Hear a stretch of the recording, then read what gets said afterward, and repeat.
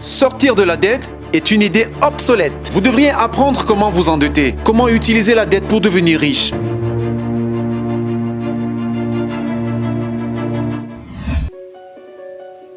Il y a en chacun de nous un pauvre. Il y a encore un pauvre en moi. Il y a aussi une personne de la classe moyenne. Et la personne de la classe moyenne veut la sécurité.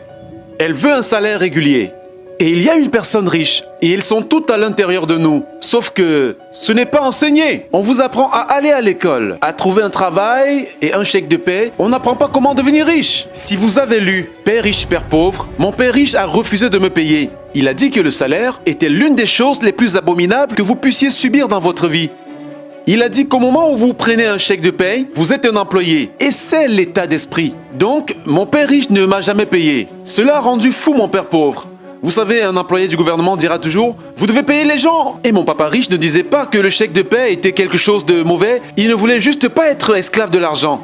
Donc, en tant qu'entrepreneur, vous savez, si mon père riche se plaît, j'essaie juste une autre entreprise. Je n'ai pas besoin de chèque de paie. Je n'ai besoin de personne pour prendre soin de moi. Si mon gouvernement ne m'aime pas, je déménage dans un autre pays. Parce qu'ils ont besoin d'entrepreneurs. Donc, l'entrepreneur n'est pas tant que cela l'entreprise. L'entrepreneur, c'est vraiment l'état d'esprit et les compétences. Et un ensemble de principes. Vous voyez, je n'exploite pas les petites entreprises. Les petites entreprises ne fonctionnent pas selon les mêmes règles que les grandes. L'entrepreneur est d'abord un état d'esprit, un ensemble de règles, de compétences. Et selon que vous soyez un employé ou une petite entreprise, les règles sont différentes. Les mentalités sont différentes. Les compétences sont différentes. Si vous pouviez dire quelque chose à quelqu'un qui n'a jamais été entrepreneur et envisage de faire un acte de foi pour devenir un entrepreneur, que pourriez-vous lui dire? Eh bien, je vais juste leur dire la même chose qui m'est arrivée. Vous savez, mon dernier chèque de paie, je me souviens clairement que c'était l'un des pires et meilleurs jours de ma vie. Et j'étais à Porto Rico, j'étais là. Je travaillais pour Xerox. Et mon patron m'a donné mon dernier.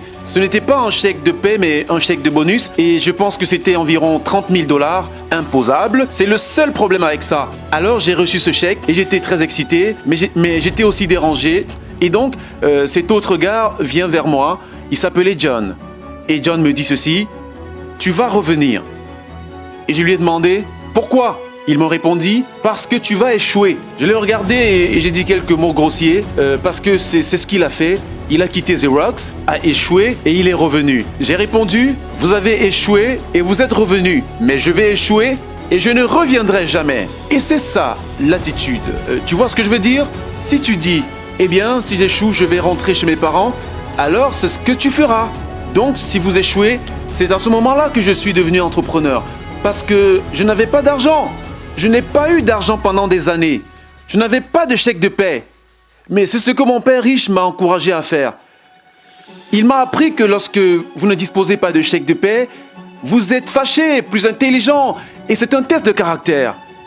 Deviendrez-vous un escroc, un malhonnête, un tricheur, un voleur, ou allez-vous devenir un meilleur être humain? Alors, c'est l'avantage de devenir entrepreneur. Vous découvrez vraiment qui vous êtes quand vous n'avez rien. Vous devez donc toujours regarder la situation dans son ensemble. Trop de gens regardent bien ce qui va leur arriver. Quand vous regardez la situation de façon panoramique, vous saurez également que lorsque quelque chose de mauvais arrive, quelque chose de bien va se passer, mais vous devez être préparé à tout ce qui va arriver. Si vous pensez que les 20 prochaines années seront comme les 20 dernières années, vous allez être crémé. Vous savez, quand vous et moi allons au supermarché et achetons un carton de lait, nous vérifions toujours la date de péremption. Mais la plupart des gens ne vérifient pas la date d'expiration de leur cerveau.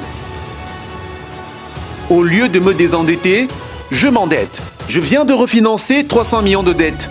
Je suis passé de 5% à 2,5% d'intérêt. J'ai fait fortune. Chaque mois, plus d'argent entre parce que mon coût d'argent a chuté. Alors que certains experts financiers disent de se désendetter, moi, je demande d'apprendre à utiliser la dette. Vous voyez, quand je suis revenu de mon service au Vietnam en janvier 1973, la première chose que mon père riche m'a dite a été « Va à l'école pour investir dans l'immobilier ». Ce n'était pas l'immobilier, c'était comment utiliser la dette et les impôts. Les dettes et les impôts enrichissent les riches.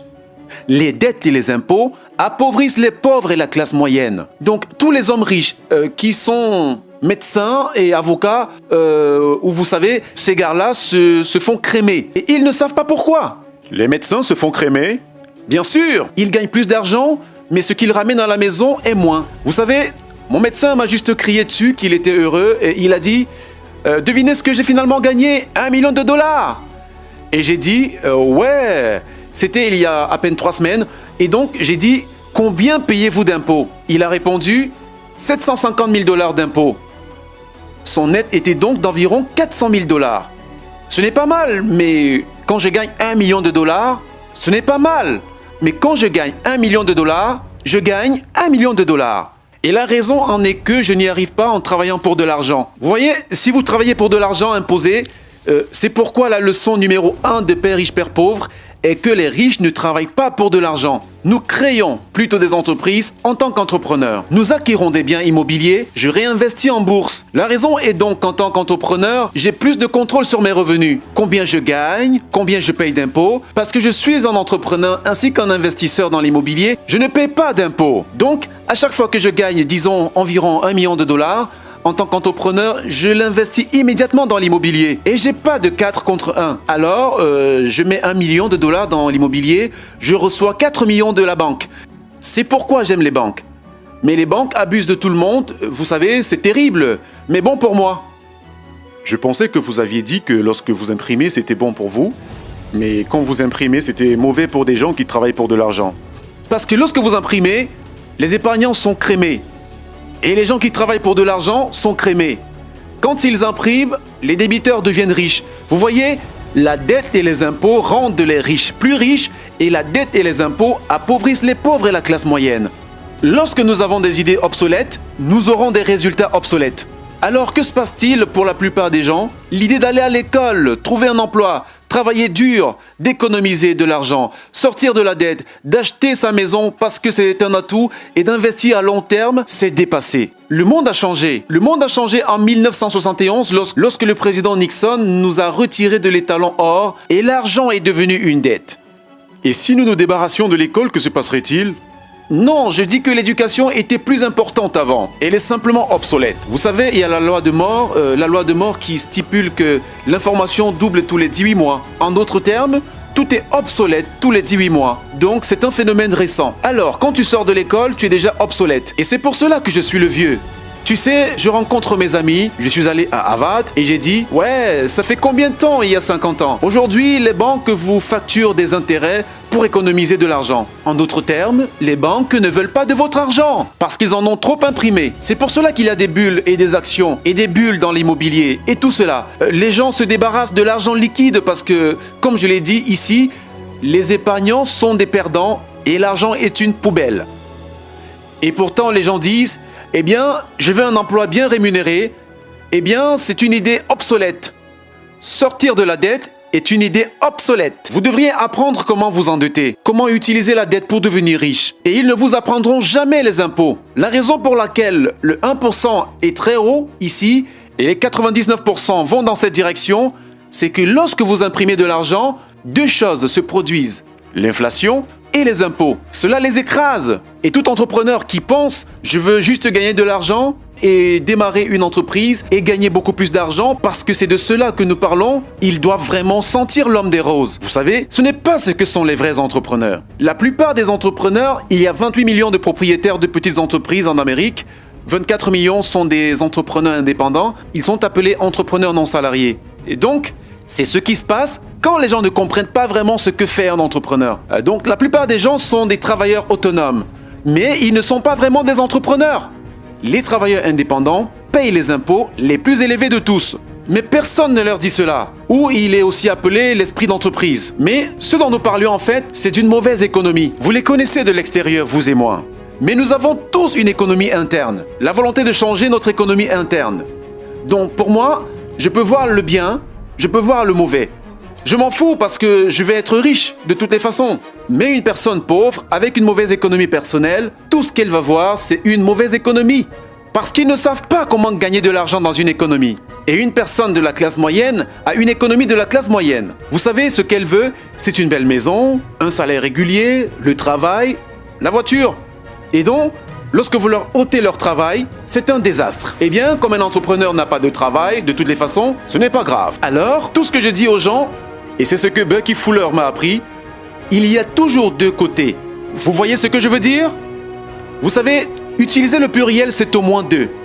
Donc, si vous pensez que l'économie est mauvaise, c'est parce que votre économie est mauvaise. Si vous pensez que la stabilité, vous savez, de l'emploi est importante, alors vous verrez une économie sans emploi. Pensez-vous que vous pouvez tout contrôler, c'est-à-dire contrôler l'incontrôlable? Je peux contrôler, oui. Ça s'appelle un focus interne par rapport à un focus externe. Le vrai entrepreneur a un objectif interne. Mais s'il tombe, il dit c'est pas si mal, je vais monter beaucoup plus haut. La personne moyenne tombera et dira oh, je vais prendre Prozac. Ou quelqu'un a des erreurs. Toutes les erreurs ne comptent pas. Les erreurs comptent. Cela signifie que vous ne saviez pas quelque chose. Mais un vrai entrepreneur, qu'il tombe ou qu'il parte, il peut toujours monter. Il peut se relever et aller plus haut. Peu importe ce qui lui arrive. Il est devenu plus fort et meilleur, plus intelligent et plus heureux. Mais une personne avec un état d'esprit interne faible a tellement peur de ce qui se passe. Cela arrive généralement. Comme vous savez, les gens qui ont peur de perdre leur emploi perdent généralement leur emploi. Tu vois ce que je veux dire? Sans doute parce que tout vient de nous. Ouais, donc le premier travail d'un entrepreneur est de contrôler tout ce qui se passe à l'intérieur et non pas à l'extérieur. Au moment où vous prenez ce chèque de paye, vous êtes un employé. Vous devez être plus fort que cela. Il s'agit d'un contrôle interne.